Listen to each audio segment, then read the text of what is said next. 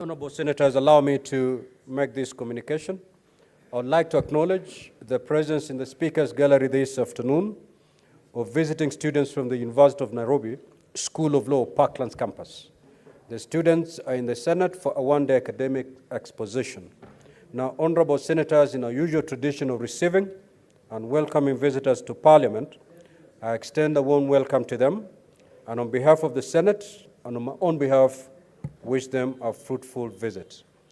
I will allow the Professor of Law and Senator for Kisumu to extend a word of welcome under 1 minute.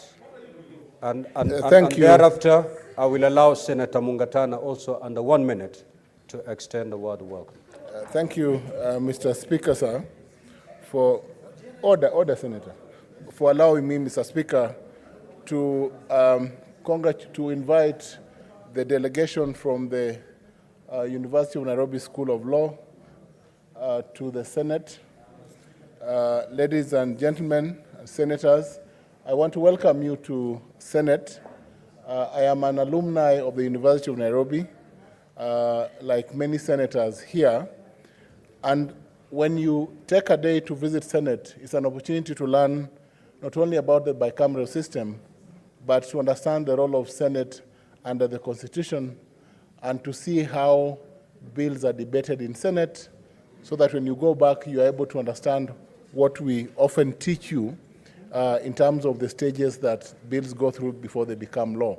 So I welcome you heartily, and I also hope that you'll also visit the National Assembly so that you understand how bills brought concurrent jurisdictions over bills are undertaken where a matter falls both before the National Assembly and eventually before Senate. So, Mr. Speaker, I thank you because it is important for every law student to appreciate the practical nature of the practical processes that bills follow before they enact into law.